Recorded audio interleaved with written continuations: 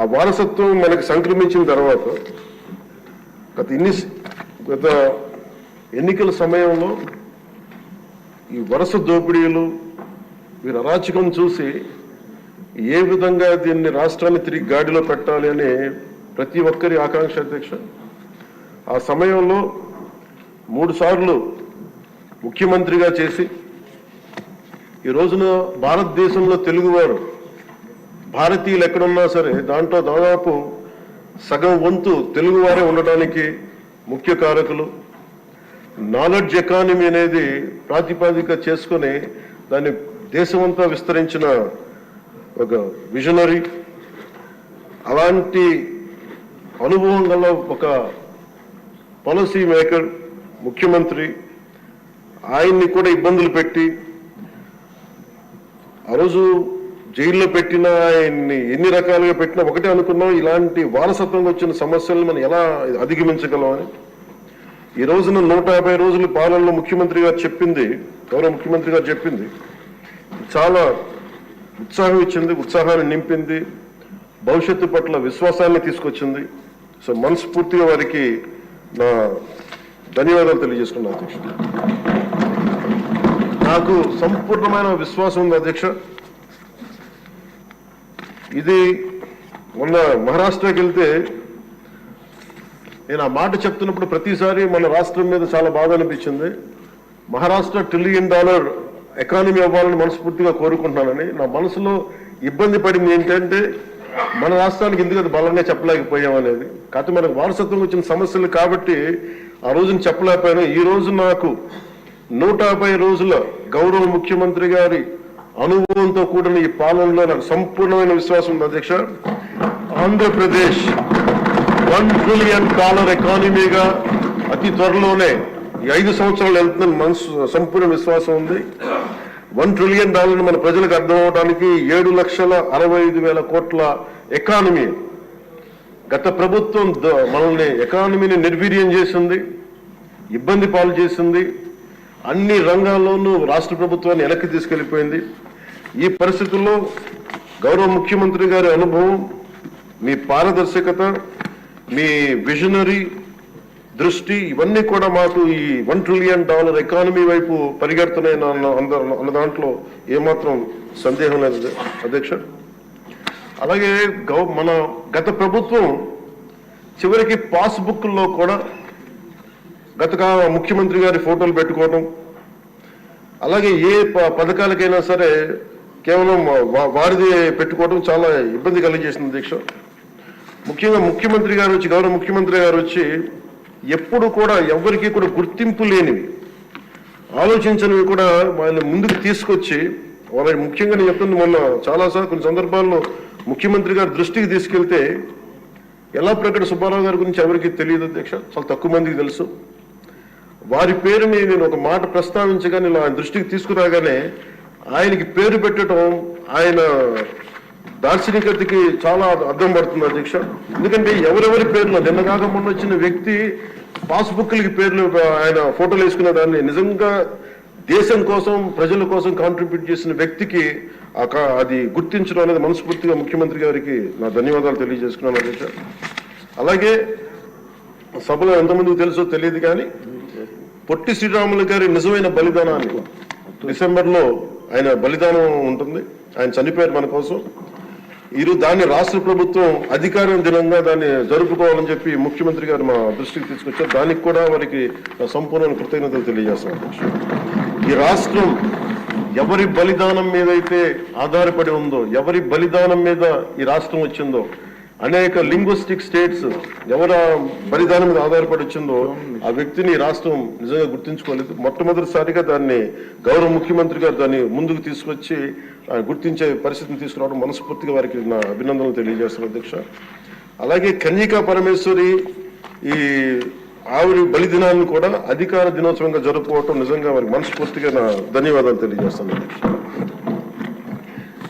గత కాలంలో ఫస్ట్కి సార్ నేను ఒక ప్రభుత్వ ఉద్యోగి కొడుకున్న అధ్యక్ష. మాకు ఏదైనా సరే నెల మొదటి రోజున ఉద్యోగాలు మనకి జీతాలు వస్తాయనేది మాకు చిన్నప్పటి నుంచి అలవాటు. అలాంటిది గత ప్రభుత్వ కాలంలో ఏనాడు 1వ తారీఖున జీతాలు పడలేదు, 1వ తారీఖున ఏవి పడలేదు. అలాంటిది 1వ తారీఖున ప్రభుత్వ ఉద్యోగులందరికీ టెన్షన్గా ఆ జీతాలు పడ్డ మనస్ఫూర్తిగా ముఖ్యమంత్రి గారికి అభినందనలు తెలియజేస్తాను. అలాగే 64 లక్షల మంది బెనిఫిషరీస్కి, లబ్ధిదారులకి 4,000 చొప్పున వారికి 1000 రూపాయలు పెంచి మరి ఇవ్వడం మనస్ఫూర్తిగా వారికి నా అభినందనలు తెలియజేస్తున్నాను. అది కూడా అందరం వెళ్ళి వారి చేతికి అంటే దీనికి ఏ వ్యవస్థ అవసరం, ఉన్న వ్యవస్థని సమర్థవంతంగా వాడుకొని ఇంటికి క్యాష్ చేరవేయటం మనస్ఫూర్తిగా వారికి నా అభినందనలు తెలియజేస్తున్నాను అధ్యక్ష. అలాగే పంచాయత్ డిపార్ట్మెంట్ సంబంధించి 1,452 కోట్లు మేము ఇప్పటికి ఖర్చు చేసాం అధ్యక్ష. అలాగే ఇండిపెండెన్స్ డే సెలబ్రేషన్స్ కూడా చాలా ఘనంగా జరుపుకున్నాం, డబ్బులు పెంచి అనేక సందర్భాల్లో తెలియజేశాను. 13,326 గ్రామ పంచాయతీలకి జాతీయ ఉపాధి హామీ పథకం కింద పల్లి పండుగ ద్వారా 4,500 కోట్లు నిధులు విడుదల చేశాం అధ్యక్ష. అలాగే గౌరవ ముఖ్యమంత్రి గారి ఈ నాయకత్వంలో ఈ ప్యాడీ జ్యూస్ రైతులకు కావాల్సింది 1,674 కోట్లు రిలీజ్ చేసి నిజంగా మీరు రైతాంగానికి మీరు ఎంత అండగా ఉంటారో మాటలతో కాదు చేతుల్లో చూపించారు అధ్యక్ష. వారికి మనస్ఫూర్తిగా నా ధన్యవాదాలు. అలాగే ప్రభుత్వానికి, మన కేంద్ర ప్రభుత్వానికి ఎంత అండగా ఉంది మోడీ గారి ఆధ్వర్యంలో ఉన్న కేంద్ర ప్రభుత్వం అనడానికి అమరావతికి 15,000 కోట్ల రూపాయలు, పోలవరంకి 12,500 కోట్ల రూపాయలు, రైల్వే ప్రాజెక్ట్స్ దాదాపు 70,000 కోట్ల పైచిలకు, హైవేస్ అయితే దాదాపు ఇప్పటికే 55,000 కోట్ల రూపాయలు ఈరోజు మనకి ఇచ్చారు అధ్యక్ష. దాని పనులు జరుగుతూ ఉన్నాయి. అలాగే ముఖ్యమంత్రి గారికి కూడా ముఖ్యంగా మిడ్ డే నేను అడిగింది ఏంటంటే ముఖ్యమంత్రి గారిని, డొక్కా సీతమ్మ గారి పేరు ఏదన్నా పథకాన్ని క్యాంటీన్ పెట్టండి అంటే ఆయన ఏకంగా దీనిలో నారాయణ గారికి కూడా ముఖ్యమంత్రి గారు ప్రత్యేకంగా నా ధన్యవాదాలు తెలియజేస్తున్నాను అధ్యక్ష. మధ్యాహ్న భోజన పథకాన్ని, విద్యార్థుల మధ్యాహ్న మిడ్ డే మీల్ స్కీమ్ కి డొక్కా సీతమ్మ గారి పేరు పెట్టడం మనస్ఫూర్తిగా వారి చేతులెత్తి నేను నా మనస్ఫూర్తి గారికి కృతజ్ఞతలు తెలియజేస్తున్నాను అధ్యక్ష. అలాగే ఇలాంటి స్ఫూర్తి చూసి నాకు కూడా వ్యక్తిగతంగా నేను ముఖ్యంగా ఆయన లీడర్షిప్ ఎబిలిటీ, ఒక క్రైసిస్ వచ్చినప్పుడు ఒక నాయకుడు ఎలా ఉండాలి, ఒక వరదలు వచ్చినప్పుడు ఎలా ఉన్నారనేది మనకి విజయవాడ బొడుమేరు వరదలప్పుడు అసలు ఆయన చూపించిన నాయకత్వ పటిమ ఇవన్నీ చాలా ఆదర్శనీయం అధ్యక్ష. మేము వెళ్ళి కాళ్ళు మన చొక్కా మడిచి ఆయన దిగి బురదలో నడిచి దిగి ఆయన అవసరం లేదు, ఆయన చేయించవచ్చు. ఒక కమాండ్ సెంటర్లో కూర్చొని చేయగలిగే సత్తా ఉండి కూడా మా అందరికీ ధైర్యం నింపడానికి, మా అందరికీ భరోసా నింపడానికి, ప్రజలకు ఆ భరోసా ఇవ్వడానికి ఆయన నడిపించిన తీరు యంత్రాంగాన్ని చాలా అభినందనీయం అధ్యక్ష. అలాగే జల్ జీవన్ మిషన్ కి సంబంధించి అధ్యక్ష, ఈ రోజున గత ప్రభుత్వం ఫిల్టర్ బెడ్స్ కూడా మార్చలేదు అధ్యక్ష. అంటే 4 లక్షలు అవుతుంది. అంటే ప్రతి నెల మొదటి లేయర్లో మొదటి శాండ్ తీసి అది అసలు కనీసం అది కూడా కనీసం ఫిల్టర్ బెడ్స్ మార్చని కాడికి ఈ రోజు పొద్దున మన అసెంబ్లీలో కూడా మాట్లాడిన గౌరవ సభ్యులు కొంతమంది తీసుకొచ్చింది, కనీసం మనకి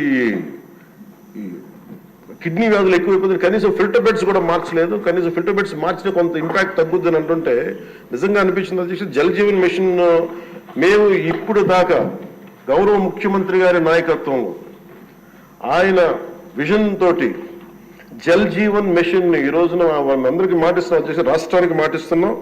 జల్ జీవన్ మిషన్ మన కేంద్రం మనకి గౌరవ ప్రధానమంత్రి గారి ఆశీస్సులతో, గౌరవ ముఖ్యమంత్రి చంద్రబాబు గారి నాయకత్వంలో మునిపెన్నడూ లేని విధంగా భారతదేశంలోని ఎప్పుడు కూడా జల్ జీవన్ మిషన్ ఏ స్థాయి, ఇది ఒక మౌనంగా చేస్తాం అధ్యక్ష. ఆ మాట మేము అందరం కమిటెడ్ గా ఉన్నాం అధ్యక్ష.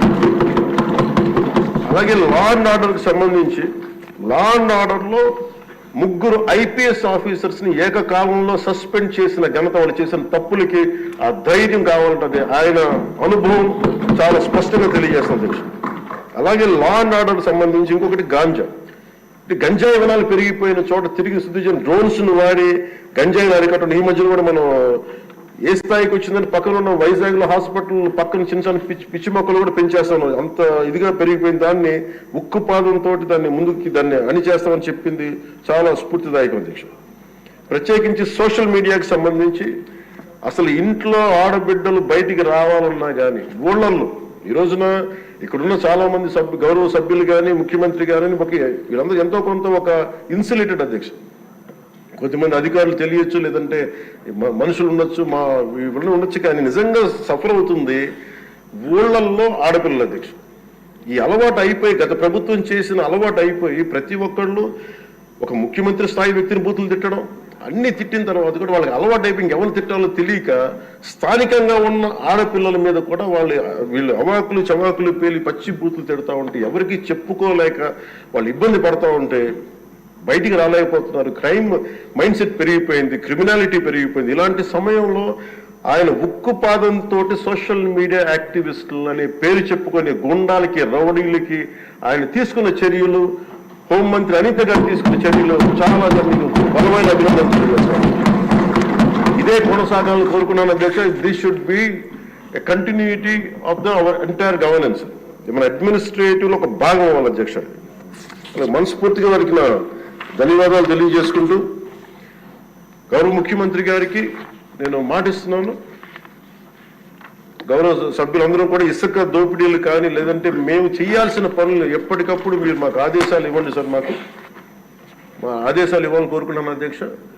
మేము బెల్ట్ షాపులు కానీ మా అందరి బాధ్యత లా అండ్ ఆర్డర్ గురించి మాట్లాడటం, మా మంత్రివర్గంలో ఏ శాఖలు అయితే తీసుకున్నామో ఆ శాఖల్ని సమర్థవంతంగా వారి విజన్కి తగ్గట్టుగా పనిచేయడం అధ్యక్ష. ఇవన్నీ కూడా మేము ఆయన ఏ కళ అయితే కన్నారో ఆ కళ నెరవేర్చడానికి పూర్తి చేయడానికి మేమందరం సంసిద్ధంగా ఉన్నామని తెలియజేసుకుంటూ, మీరు 5 సంవత్సరాలు కాదు గౌరవ ముఖ్యమంత్రి గారు తెలియజేసిన అధ్యక్ష, మీరు ఇంకొక దశాబ్దం కూడా ఈ రాష్ట్రానికి ముఖ్యమంత్రిగా కొనసాగుతూ ఉండగా ఉంటామని తెలియజేస్తున్నాం. మీరు ఇదే స్ఫూర్తిని కొనసాగించాలని, ఇదే మీ ప్రతిభా పాఠవాలను చూపించాలని మనస్ఫూర్తిగా మేము కోరుకుంటూ గౌరవ సభ్యులందరికీ సభాపతి గారికి మనస్ఫూర్తిగా ధన్యవాదాలు తెలుపుకుని సమర్పిస్తున్నాం. విజయేంద్రలో పేర్కొన్న పత్రాలన్నీ సభా సమక్షంలో ఉంచినట్టుగా భావించాలండి. ఇప్పుడు ఆర్థిక మంత్రి గారు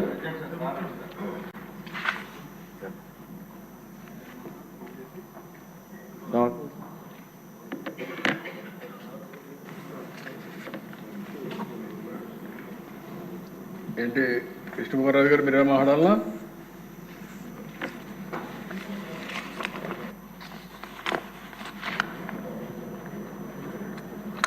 అధ్యక్ష, బీజేపీ తరపున బ్రీఫ్ అధ్యక్ష, గౌరవ ముఖ్యమంత్రి గారు అట్లాగే డిప్యూటీ సీఎం గారు మన రాష్ట్రాన్ని ఏ విధంగా 150 రోజులు 160 రోజుల్లో ఎంత ప్రగతి పదంగా తీసుకుని వెళ్ళింది సవివరంగా వివరించారు అధ్యక్ష. నిజంగా కూడా ఆంధ్ర రాష్ట్ర ప్రజలు ఏనాడో చేసుకున్న పుణ్యఫలంగా మనకి ఆంధ్ర రాష్ట్రానికి ముఖ్యమంత్రి గారు అట్లాగే చంద్రబాబు నాయుడు గారు, పవన్ కళ్యాణ్ గారు, భారతీయ జనతా పార్టీ నాయకులు